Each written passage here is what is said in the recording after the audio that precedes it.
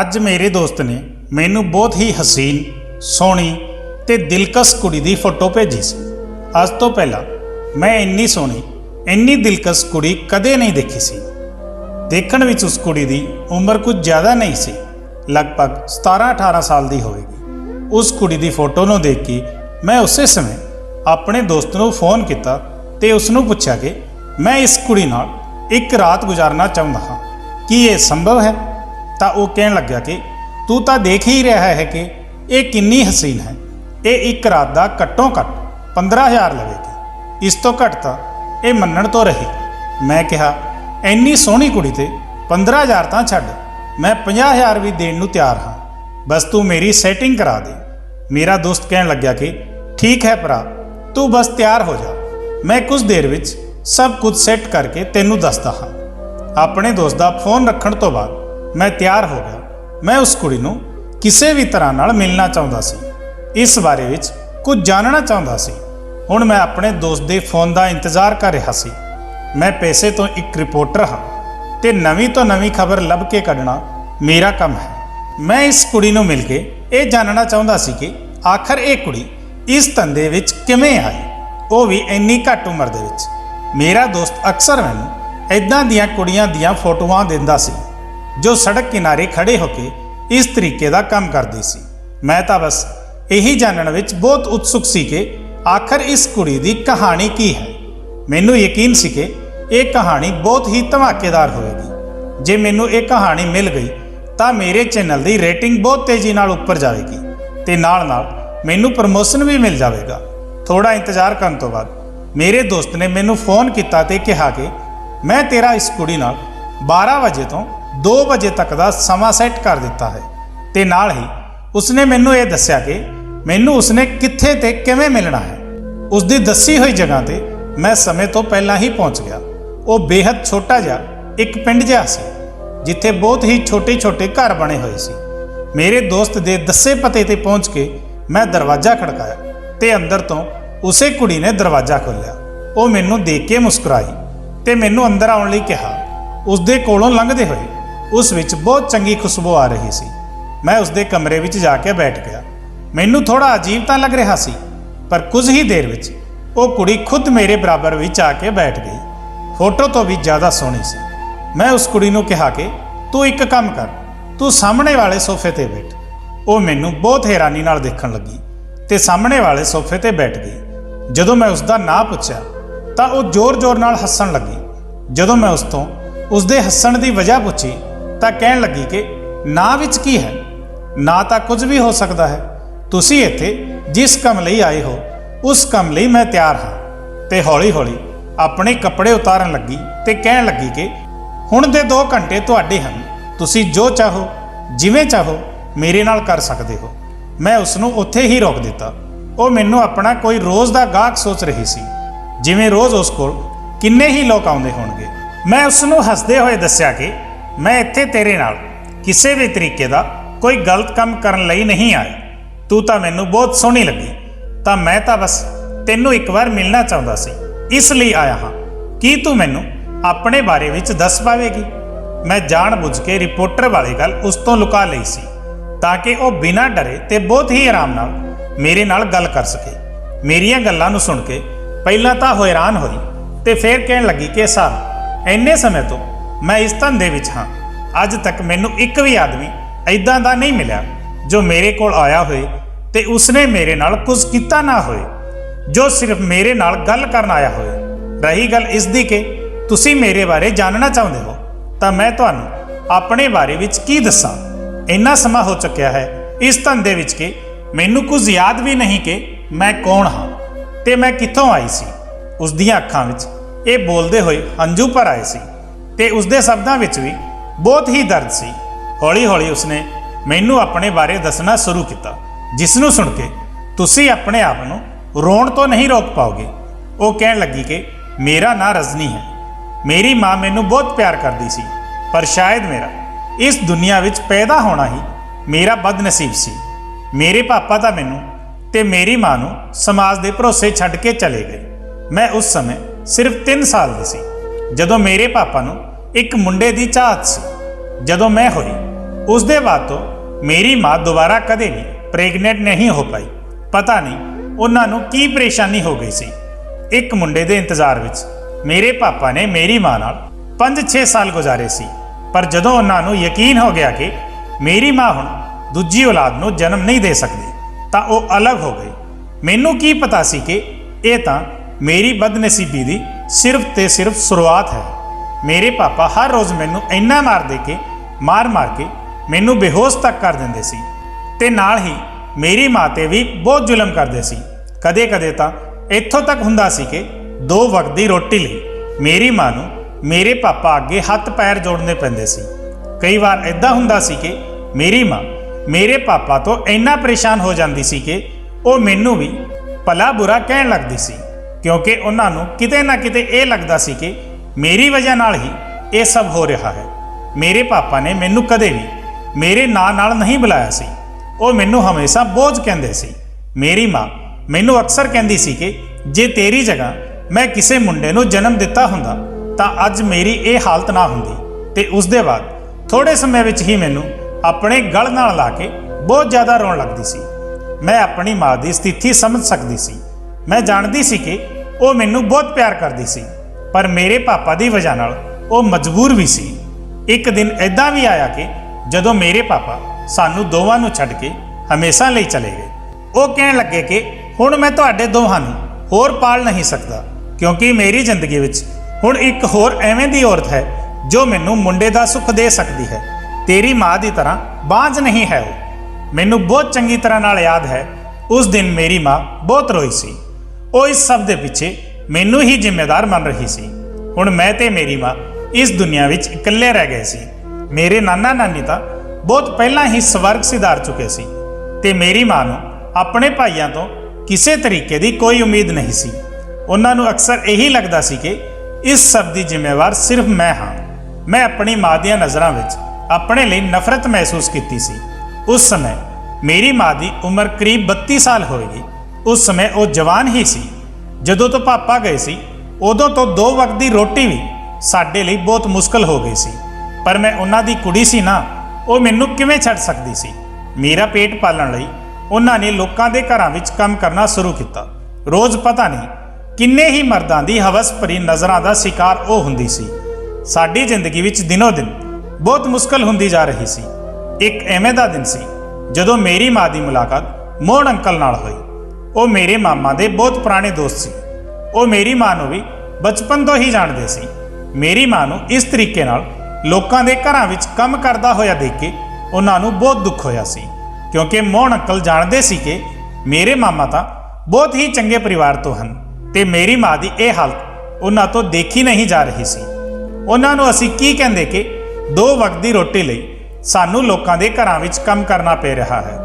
Uncle ਮੇਰੀ ਮਾਂ ਦੀ ਹਰ ਸੰਭਵ ਮਦਦ ਕਰਨਾ ਚਾਹੁੰਦੇ ਸੀ, ਇਸ ਲਈ ਉਹਨਾਂ ਨੇ ਮੇਰੀ ਮਾਂ ਨੂੰ ਵਿਆਹ ਲਈ ਕਿਹਾ। ਮੋਹਨ ਅੰਕਲ ਇੱਕ ਚੰਗੇ ਪਰਿਵਾਰ ਤੋਂ ਸੀ ਜਿਨ੍ਹਾਂ ਦਾ ਆਪਣਾ ਘਰ ਸੀ। ਮੋਹਨ ਅੰਕਲ ਦਾ ਵਿਆਹ ਹੁਣ ਤੱਕ ਨਹੀਂ ਹੋਇਆ ਸੀ। ਮੇਰੀ ਮਾਂ ਦੀਆਂ ਮਜਬੂਰੀਆਂ ਨੂੰ ਦੇਖਦੇ ਹੋਏ ਉਹਨਾਂ ਨੇ ਮੇਰੀ ਮਾਂ ਨੂੰ ਵਿਆਹ ਦਾ ਪ੍ਰਸਤਾਵ ਦਿੱਤਾ ਸੀ। ਮੋਹਨ ਅੰਕਲ ਵਿੱਚ ਕਿਸੇ ਤਰੀਕੇ ਦੀ ਕੋਈ ਬੁਰਾਈ ਨਹੀਂ ਸੀ ਕਿ ਮੇਰੀ ਮਾਂ ਉਹਨਾਂ ਨੂੰ ਵਿਆਹ ਲਈ ਮਨਾ ਕਰ ਦਿੰਦੀ। ਮੋਹਨ ਅੰਕਲ ਮੈਨੂੰ ਵੀ ਮੇਰੀ ਮਾਂ ਦੇ ਨਾਲ ਅਪਣਾਉਣ ਦੇ ਲਈ ਤਿਆਰ ਸੀ। ਹੁਣ ਇਸ ਤੋਂ ਜ਼ਿਆਦਾ ਮੇਰੀ ਮਾਂ ਹੋਰ ਕਿਸ ਚੀਜ਼ ਦੀ ਉਮੀਦ ਕਰ ਸਕਦੀ ਸੀ। ਪਰਿਵਾਰ ਵਿੱਚ ਇੱਕ ਮਰਦ ਦਾ ਹੋਣਾ ਬਹੁਤ ਜ਼ਰੂਰੀ ਹੁੰਦਾ ਹੈ। ਕੁਝ ਦਿਨਾਂ ਵਿੱਚ ਮੋਹਨ ਅੰਕਲ ਨੇ ਮੇਰੀ ਮਾਂ ਨਾਲ ਵਿਆਹ ਕਰਾ ਲਿਆ ਤੇ ਮੈਨੂੰ ਤੇ ਮੇਰੀ ਮਾਂ ਨੂੰ ਆਪਣੇ ਘਰ ਲੈ ਕੇ ਗਏ। ਆਪਣੇ ਵਿਆਹ ਦੇ ਦਿਨ ਹੀ ਮੋਹਨ ਅੰਕਲ ਨੇ ਮੈਨੂੰ ਆਪਣੀ ਗੋਦ ਵਿੱਚ ਬਹੁਤ ਹੀ ਪਿਆਰ ਨਾਲ ਉਠਾਇਆ ਤੇ ਮੈਨੂੰ ਕਿਹਾ ਕਿ ਅੱਜ ਤੋਂ ਤੂੰ ਮੇਰੀ ਕੁੜੀ ਹੈ। ਦਿਨ ਇੱਦਾਂ ਹੀ ਲੰਘੇ ਜਾ ਰਹੇ ਸੀ। ਮੋਹਨ ਅੰਕਲ ਮੈਨੂੰ ਬਹੁਤ ਪਿਆਰ ਕਰਦੇ ਸੀ। ਸ਼ੁਰੂ ਵਿੱਚ ਮੈਂ ਉਹਨਾਂ ਨੂੰ ਅੰਕਲ ਕਹਿ ਕੇ ਹੀ ਬੁਲਾਉਂਦੀ ਸੀ, ਪਰ ਇੱਕ ਦਿਨ ਉਹਨਾਂ ਨੇ ਮੈਨੂੰ ਬਹੁਤ ਹੀ ਪਿਆਰ ਨਾਲ ਸਮਝਾਇਆ ਕਿ ਪੁੱਤ ਮੈਨੂੰ ਪਾਪਾ ਕਿਹਾ ਕਰ, ਤੂੰ ਮੇਰੀ ਕੁੜੀ ਹੀ ਹੈ। ਆਪਣੇ ਪਾਪਾ ਦਾ ਉਹ ਰੂਪ ਜੋ ਮੈਨੂੰ ਅੱਜ ਵੀ ਯਾਦ ਹੈ। ਉਹਨਾਂ ਦੇ ਅੱਗੇ ਮੋਹਨ ਅੰਕਲ ਨੂੰ ਪਾਪਾ ਕਹਿਣਾ ਮੇਰੇ ਲਈ ਥੋੜਾ ਮੁਸ਼ਕਲ ਸੀ, ਪਰ ਉਹਨਾਂ ਦੇ ਪਿਆਰ ਨੂੰ ਦੇਖ ਕੇ ਹੌਲੀ-ਹੌਲੀ ਮੈਨੂੰ ਵੀ ਉਹਨਾਂ ਨਾਲ ਬਹੁਤ ਪਿਆਰ ਹੋ ਗਿਆ ਤੇ ਮੈਂ ਆਪਣੇ ਪਾਪਾ ਨੂੰ ਤਾਂ ਜਿਵੇਂ ਭੁੱਲ ਹੀ ਗਈ। ਹੁਣ ਤੋਂ ਮੋਹਨ ਅੰਕਲ ਹੀ ਮੇਰੇ ਪਾਪਾ ਸੀ। ਮੋਹਨ ਅੰਕਲ ਇੱਕ ਬਹੁਤ ਹੀ ਵੱਡੀ ਕੰਪਨੀ ਵਿੱਚ ਕੰਮ ਕਰਦੇ ਸੀ। ਪੈਸੇ ਦੀ ਕੋਈ ਕਮੀ ਨਹੀਂ ਸੀ ਉਹਨਾਂ ਕੋਲ। ਉਹਨਾਂ ਨਾਲ ਵਿਆਹ ਦੇ ਬਾਅਦ ਮੇਰੀ ਮਾਂ ਨੇ ਲੋਕਾਂ ਦੇ ਘਰਾਂ ਵਿੱਚ ਕੰਮ ਕਰਨਾ ਛੱਡ ਦਿੱਤਾ ਸੀ। ਹੁਣ ਮੇਰੀ ਤੇ ਮੇਰੀ ਮਾਂ ਦੀ ਜ਼ਿੰਦਗੀ ਬਹੁਤ ਚੰਗੀ ਤਰ੍ਹਾਂ ਨਾਲ ਗੁਜ਼ਰ ਰਹੀ ਸੀ। ਹੁਣ ਸਾਡੀ ਜ਼ਿੰਦਗੀ ਵਿੱਚ ਕਿਸੇ ਵੀ ਤਰੀਕੇ ਦੀ ਕੋਈ ਕਮੀ ਨਹੀਂ ਸੀ। ਚੰਗਾ ਖਾਣਾ ਪੀਣਾ, ਰਹਿਣ ਸਹਿਣ ਸਭ ਸੀ ਸਾਡੇ ਕੋਲ। ਹੁਣ ਤਾਂ ਮੈਂ ਹਰ ਰਾਤ ਨੂੰ ਦੁੱਧ ਪੀ ਕੇ ਹੀ ਸੌਂਦੀ ਸੀ ਤੇ ਹਰ ਤਿਉਹਾਰ ਤੇ ਹੋਰ ਵੀ ਸਮੇਂ-ਸਮੇਂ ਤੇ ਪਾਪਾ ਮੈਨੂੰ ਬਹੁਤ ਸਾਰੇ ਖਿਡੌਣੇ ਦਵਾਇਆ ਕਰਦੇ ਸੀ। ਉਹਨਾਂ ਨੇ ਮੇਰੀ ਪਰਵਰਿਸ਼ ਵਿੱਚ ਕਿਸੇ ਤਰੀਕੇ ਦੀ ਕੋਈ ਕਮੀ ਨਹੀਂ ਰੱਖੀ ਸੀ। ਮੇਰੀ ਮਾਂ ਤਾਂ ਮੈਨੂੰ ਕਈ ਵਾਰ ਇੱਥੋਂ ਤੱਕ ਕਹਿ ਦਿੰਦੀ ਸੀ ਕਿ ਮੋਹਨ ਨੇ ਤੈਨੂੰ ਤੇਰੇ ਪਾਪਾ ਤੋਂ ਜ਼ਿਆਦਾ ਪਿਆਰ ਦਿੱਤਾ ਹੈ। ਹਮੇਸ਼ਾ ਉਹਨਾਂ ਦੀ ਇੱਜ਼ਤ ਕਰਨਾ। ਪਾਪਾ ਮੈਨੂੰ ਸਮੇਂ-ਸਮੇਂ ਤੇ ਕਿਤੇ ਘੁਮਾਉਣ ਵੀ ਲਿਜਾਇਆ ਕਰਦੇ ਸੀ। ਮੇਰੀ ਮਰਜ਼ੀ ਦਾ ਸਭ ਕੁਝ ਕਰਦੇ ਸੀ ਉਹ ਮੇਰੇ ਲਈ, ਜੋ ਇੱਕ ਪਿਤਾ ਆਪਣੀ ਕੁੜੀ ਦੇ ਲਈ ਕਰ ਸਕਦਾ ਹੈ। ਮੋਹਨ ਅੰਕਲ ਦੇ ਇੱਕ ਦੋਸਤ ਸੀ ਜਿਨ੍ਹਾਂ ਦਾ ਨਾਂ ਸੁਰਿੰਦਰ ਸੀ। ਸੁਰਿੰਦਰ ਅੰਕਲ ਸਾਡੇ ਘਰ ਰੋਜ਼ ਹੀ ਆਇਆ ਕਰਦੇ ਸੀ। ਉਹ ਮੇਰੀ ਮਾਂ ਨਾਲ ਵੀ ਬਹੁਤ ਚੰਗੇ ਤਰੀਕੇ ਨਾਲ ਗੱਲ ਕਰਿਆ ਕਰਦੇ ਸੀ। ਤਾਂ ਉਹਨਾਂ ਦੇ ਆਉਣ ਤੇ ਮੋਹਨ ਅੰਕਲ ਦਾ ਘਰ ਵਿੱਚ ਹੋਣਾ ਬਿਲਕੁਲ ਜ਼ਰੂਰੀ ਨਹੀਂ ਸੀ। ਕਈ ਵਾਰ ਉਹ ਉਹਨਾਂ ਦੇ ਪਿੱਛੇ ਆਉਂਦੇ ਤਾਂ ਘਰ ਵਿੱਚ ਬੈਠ ਕੇ ਆਰਾਮ ਨਾਲ ਮੇਰੀ ਮਾਂ ਨਾਲ ਗੱਲ ਕਰਿਆ ਕਰਦੇ ਸੀ। ਬਹੁਤ ਸਾਲ ਇਸ ਤਰੀਕੇ ਨਾਲ ਗੁਜ਼ਰ ਗਏ ਸੀ। ਹੁਣ ਮੇਰੀ ਉਮਰ ਲਗਭਗ 14 ਸਾਲ ਦੀ ਹੋ ਗਈ ਸੀ। ਮੋਹਨ ਅੰਕਲ ਨੇ ਮੇਰਾ ਇੰਨਾ ਧਿਆਨ ਰੱਖਿਆ ਕਿ ਮੇਰੀ ਸਿਹਤ ਬਹੁਤ ਚੰਗੀ ਸੀ। 14 ਸਾਲ ਦੀ ਉਮਰ ਵਿੱਚ ਹੀ ਮੈਂ ਜਵਾਨ ਤੇ ਸੋਹਣੀ ਦਿਖਣ ਲੱਗੀ ਸੀ। ਮੇਰੇ ਸਰੀਰ ਵਿੱਚ ਬਹੁਤ ਸਾਰੇ ਬਦਲਾਅ ਹੋ ਚੁੱਕੇ ਸੀ। ਅਚਾਨਕ ਇੱਕ ਬੱਚੀ ਤੋਂ ਇੱਕ ਜਵਾਨ ਸੋਹਣੀ ਕੁੜੀ ਹੋ ਗਈ ਸੀ। ਮੇਰਾ ਕੱਦ ਵੀ ਚੰਗਾ ਖਾਸਾ ਉੱਚਾ ਸੀ। ਮਾਂ ਮੈਨੂੰ ਅਕਸਰ ਕਿਹਾ ਕਰਦੀ ਸੀ ਕਿ ਮੋਹਨ ਅੰਕਲ ਦੇ ਸਾਹਮਣੇ ਜਾਂ ਸੁਰਿੰਦਰ ਅੰਕਲ ਦੇ ਸਾਹਮਣੇ ਚੁੰਨੀ ਲੈ ਕੇ ਹੀ ਜਾਇਆ ਕਰ। ਹੌਲੀ-ਹੌਲੀ ਮੈਨੂੰ ਇਹ ਅਹਿਸਾਸ ਹੋਣ ਲੱਗਿਆ ਕਿ ਮੇਰੀ ਮਾਂ ਨੂੰ ਮੇਰੀ ਸੁਰੱਖਿਆ ਦਾ ਅਹਿਸਾਸ ਬਹੁਤ ਪਰੇਸ਼ਾਨ ਕਰਨ ਲੱਗਿਆ ਹੈ। ਮਾਂ ਨੇ ਮੈਨੂੰ ਮੋਹਨ ਅੰਕਲ ਤੇ ਸੁਰਿੰਦਰ ਅੰਕਲ ਦੋਵਾਂ ਦੇ ਕੋਲ ਜਾਣ ਤੋਂ ਮਨਾ ਕਰ ਦਿੱਤਾ ਸੀ। ਉਹ ਮੈਨੂੰ ਬਿਲਕੁਲ ਵੀ ਉਹਨਾਂ ਸਾਹਮਣੇ ਨਹੀਂ ਜਾਣ ਦਿਆ ਕਰਦੀ ਸੀ। ਅਕਸਰ ਮੈਨੂੰ ਬਹਾਨੇ ਨਾਲ ਮੇਰੇ ਕਮਰੇ ਵਿੱਚ ਹੀ ਭੇਜ ਦਿਆ ਕਰਦੀ ਸੀ। ਬਾਹਰ ਦੋਸਤ ਬਣਾਉਣ ਦੀ ਇਜਾਜ਼ਤ ਤਾਂ ਮੈਨੂੰ ਕਦੇ ਵੀ ਹੀ ਨਹੀਂ ਸੀ। ਮਾਂ ਦੇ ਇਦਾਂ ਵਰਤਾਵ ਨਾਲ ਮੈਨੂੰ ਇਕੱਲਾਪਣ ਮਹਿਸੂਸ ਹੋਣ ਲੱਗਿਆ ਸੀ। ਮੈਨੂੰ ਆਪਣੀ ਮਾਂ ਤੇ ਗੁੱਸਾ ਵੀ ਆਉਂਦਾ ਸੀ। ਮੈਨੂੰ ਮੋਹਨ ਅੰਕਲ ਦੇ ਨਾਲ ਰਹਿੰਦੇ ਹੋਏ ਲਗਭਗ 10-12 ਸਾਲ ਹੋ ਚੁੱਕੇ ਸੀ। ਇੰਨੇ ਸਾਲਾਂ ਵਿੱਚ ਮੋਹਨ ਅੰਕਲ ਨੇ ਜਾਂ ਸੁਰਿੰਦਰ ਅੰਕਲ ਨੇ ਮੇਰੇ ਨਾਲ ਕਦੇ ਕਿਸੇ ਤਰੀਕੇ ਦੀ ਕੋਈ ਅਜੀਬ ਹਰਕਤ ਨਹੀਂ ਕੀਤੀ ਸੀ। ਮੈਂ ਤਾਂ ਕਹੂੰਗੀ ਕਿ ਮੈਨੂੰ ਸਕੇ ਬਾਪ ਤੋਂ ਵੀ ਜ਼ਿਆਦਾ ਪਿਆਰ ਦਿੱਤਾ ਸੀ ਉਹਨਾਂ ਨੇ। ਫਿਰ ਮਾਂ ਨੂੰ ਇਹ ਡਰ ਪਤਾ ਨਹੀਂ ਕਿਉਂ ਮਹਿਸੂਸ ਹੋ ਰਿਹਾ ਸੀ। ਇੱਕ ਦਿਨ ਮੈਨੂੰ ਮੇਰੀ ਮਾਂ ਨੇ ਕਿਹਾ ਕਿ ਪੁੱਤ ਤੂੰ ਜਾ ਕੇ ਬਹੁਤ ਚੰਗੀ ਤਰ੍ਹਾਂ ਨਾਲ ਤਿਆਰ ਹੋ ਜਾ। ਮੈਂ ਉਹਨਾਂ ਨੂੰ ਪੁੱਛਿਆ ਕਿ ਕਿਉਂ, ਕੀ ਅਸੀਂ ਕਿਤੇ ਘੁੰਮਣ ਜਾ ਰਹੇ ਹਾਂ? ਤਾਂ ਉਹਨਾਂ ਨੇ ਕਿਹਾ ਕਿ ਕਿਤੇ ਨਹੀਂ ਜਾ ਰਹੇ, ਤੂੰ ਬਸ ਬਹੁਤ ਚੰਗੇ ਤਰੀਕੇ ਨਾਲ ਤਿਆਰ ਹੋ ਜਾ ਤੇ ਇਹ ਰਿਹਾ ਦੁੱਧ, ਇਸ ਨੂੰ ਪੂਰਾ ਖਤਮ ਕਰਨਾ। ਉਦੋਂ ਤੱਕ ਮੈਂ ਤੇ ਮੋਹਨ ਬਾਜ਼ਾਰ ਤੋਂ ਆਉਂਦੇ ਹਾਂ। ਚੰਗੀ ਤਰ੍ਹਾਂ ਤਿਆਰ ਹੋਣ ਤੋਂ ਬਾਅਦ ਮੈਂ ਉਹ ਦੁੱਧ ਖਤਮ ਕੀਤਾ। ਦੁੱਧ ਖਤਮ ਹੁੰਦੇ ਹੀ ਪਤਾ ਨਹੀਂ ਕਿਉਂ ਮੈਨੂੰ ਬੇਹੋਸ਼ੀ ਦਾ ਅਹਿਸਾਸ ਹੋਣ ਲੱਗਿਆ ਸੀ ਤੇ ਕੁਝ ਹੀ ਸਮੇਂ ਬਾਅਦ ਮੈਨੂੰ ਕੀ ਹੋਇਆ, ਮੇਰੇ ਨਾਲ ਕੀ ਹੋਇਆ, ਮੈਨੂੰ ਕੁਝ ਪਤਾ ਨਹੀਂ। ਜਦੋਂ ਮੈਨੂੰ ਹੋਸ਼ ਆਇਆ ਸੀ ਤਾਂ ਮੈਂ ਹਸਪਤਾਲ ਵਿੱਚ ਬਿਸਤਰ ਤੇ ਸੀ। ਜਦੋਂ ਮੇਰੀ ਅੱਖ ਖੁੱਲੀ ਤਾਂ ਮੇਰੀ ਮਾਂ ਮੇਰੇ ਬਿਸਤਰ ਦੇ ਕੋਲ ਖੜੀ ਸੀ। ਮੈਂ ਮਾਂ ਨੂੰ ਪੁੱਛਿਆ ਕਿ ਮਾਂ ਮੈਂ ਇੱਥੇ ਕੀ ਕਰ ਰਹੀ ਹਾਂ, ਕੀ ਹੋਇਆ ਹੈ ਮੈਨੂੰ? ਉਦੋਂ ਮਾਂ ਨੇ ਦੱਸਿਆ ਕਿ ਪੁੱਤ ਤੂੰ ਪੌੜੀਆਂ ਤੋਂ ਡਿੱਗ ਗਈ ਸੀ ਤੇ ਤੈਨੂੰ ਬਹੁਤ ਸੱਟ ਲੱਗੀ ਸੀ। ਉਸ ਦਿਨ ਜਦੋਂ ਅਸੀਂ ਬਾਜ਼ਾਰ ਤੋਂ ਆਏ ਤਾਂ ਤੂੰ ਸਾਨੂੰ ਖੂਨ ਨਾਲ ਲੱਥ-ਪੱਥ ਨੀਚੇ ਮਿਲੀ ਸੀ। ਤੇ ਉਹ ਇਹ ਸਭ ਬੋਲਦੇ ਹੋਏ ਬਹੁਤ ਜ਼ੋਰ-ਜ਼ੋਰ ਨਾਲ ਰੋਣ ਲੱਗੀ। ਮੇਰੀ ਮਾਂ ਤੋਂ ਕਿਤੇ ਜ਼ਿਆਦਾ ਘਬਰਾਏ ਹੋਏ ਤੇ ਪਰੇਸ਼ਾਨ ਮੈਨੂੰ ਮੋਹਨ ਅੰਕਲ ਦਿਖਾਈ ਦੇ ਰਹੇ ਸੀ।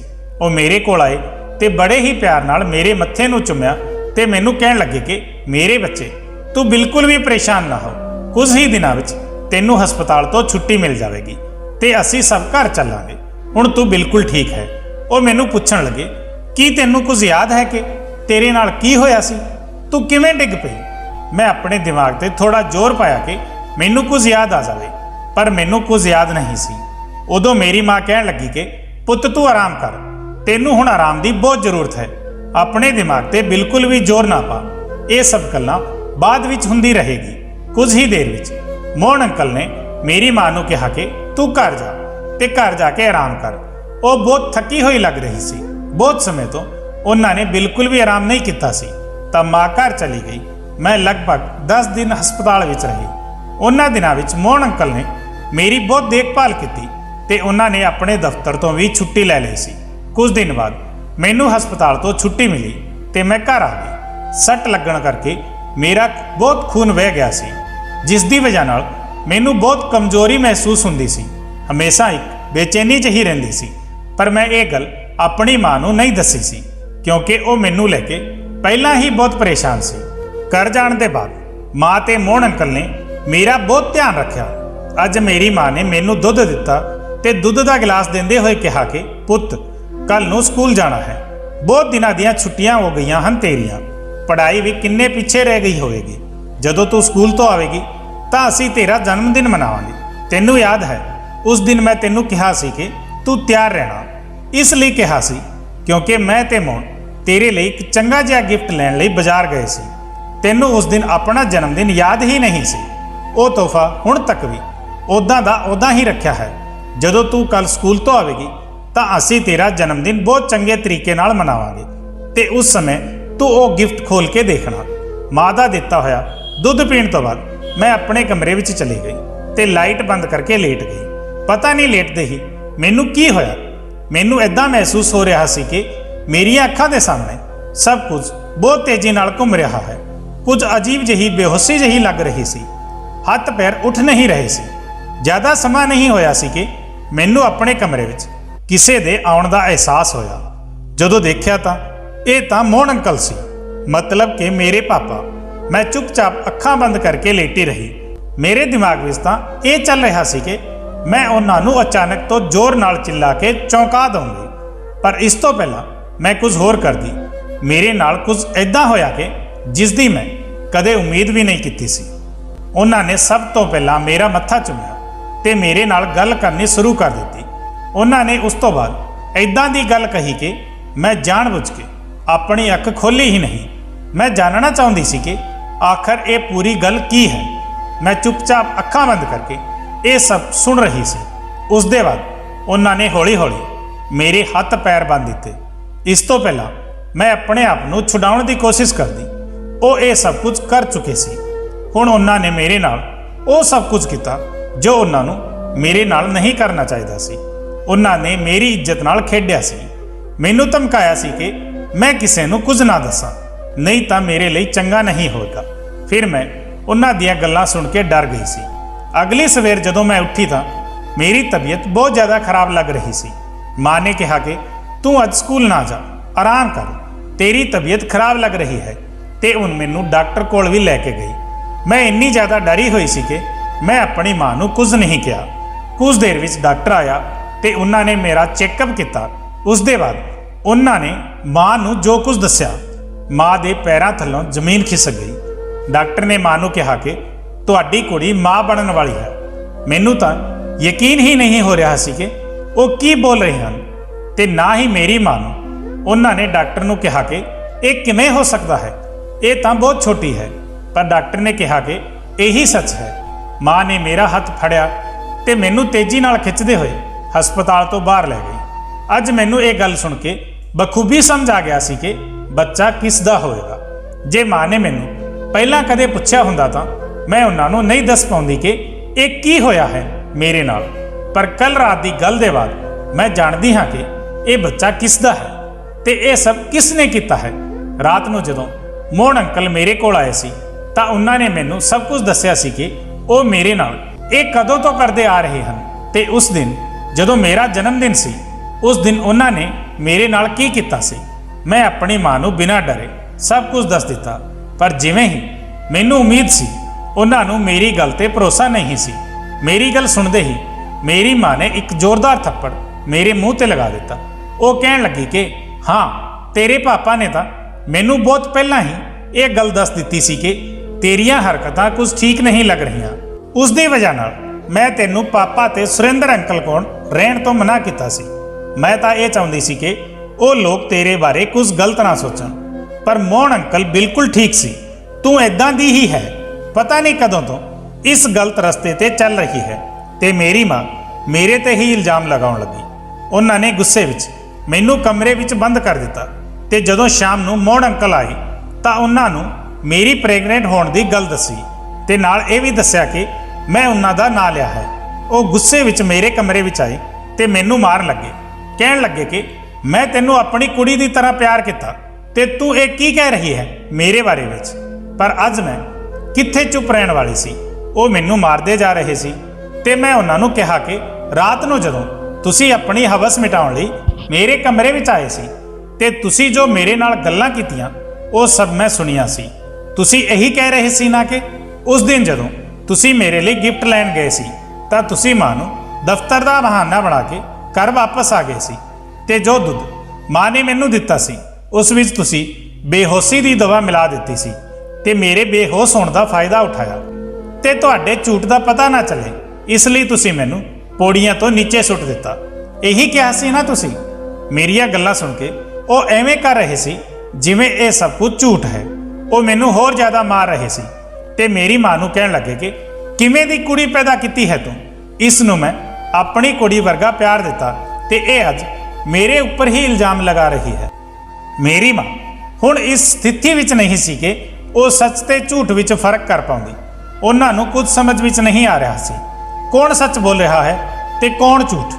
ਮੈਂ ਸਮਝਦੀ ਸੀ ਕਿ ਇਹ ਗਲਤ ਵੀ ਨਹੀਂ ਸੀ ਕਿਉਂਕਿ ਇੰਨੇ ਸਾਲਾਂ ਵਿੱਚ ਮੋਹਨ ਅੰਕਲ ਨੇ ਕਦੇ ਵੀ ਐਦਾਂ ਦੀ ਕੋਈ ਹਰਕਤ ਨਹੀਂ ਕੀਤੀ ਸੀ ਕਿ ਮੇਰੀ ਮਾਂ ਨੂੰ ਉਹਨਾਂ ਦੇ ਉੱਪਰ ਥੋੜਾ ਜਿਹਾ ਵੀ ਸ਼ੱਕ ਹੁੰਦਾ।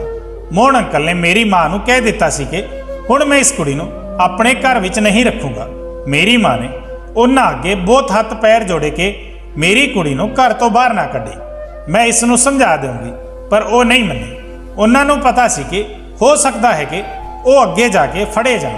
ਉਹਨਾਂ ਨੇ ਮੇਰੀ ਮਾਂ ਨੂੰ ਕਿਹਾ ਕਿ ਉਹ ਮੈਨੂੰ ਇੱਥੇ ਨਹੀਂ ਰੱਖ ਸਕਦੇ ਤੇ ਉਹ ਇਹ ਕਹਿ ਕੇ ਆਪਣੇ ਕਮਰੇ ਵਿੱਚ ਚਲੇ ਗਏ। ਮੇਰੀ ਮਾਂ ਨੇ ਮੇਰਾ ਬੱਚਾ ਗਿਰਵਾ ਦਿੱਤਾ ਸੀ ਤੇ ਘਰ ਵਿੱਚ ਸਭ ਨੇ ਮੇਰੇ ਨਾਲ ਗੱਲ ਕਰਨੀ ਬੰਦ ਕਰ ਦਿੱਤੀ। ਮੇਰੀ ਮਾਂ ਨੂੰ ਤਾਂ ਲੱਗਦਾ ਸੀ ਕਿ ਉਹਨਾਂ ਦਾ ਇਹ ਵਿਆਹ ਵੀ ਕਿਤੇ ਮੇਰੀ ਵਜ੍ਹਾ ਨਾਲ ਹੀ ਨਾ ਟੁੱਟ ਜਾਵੇ। ਮੈਂ ਇੱਕ ਕਮਰੇ ਵਿੱਚ ਪਈ ਰਹਿੰਦੀ ਸੀ। ਮੌਕਾ ਪਾ ਕੇ ਮੋਹਨ ਅੰਕਲ ਮੇਰੇ ਕੋਲ ਆਉਂਦੇ ਸੀ ਤੇ ਆਪਣੀ ਹਵਸ ਮਿਟਾ ਲੈਂਦੇ ਸੀ।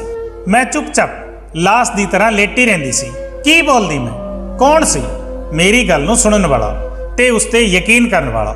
ਹੌਲੀ ਹੌਲੀ ਸੁਰਿੰਦਰ ਅੰਕਲ ਦਾ ਵੀ ਮੇਰੇ ਘਰ ਵਿੱਚ ਆਉਣਾ ਜਾਣਾ ਬਹੁਤ ਜ਼ਿਆਦਾ ਵੱਧ ਗਿਆ ਸੀ।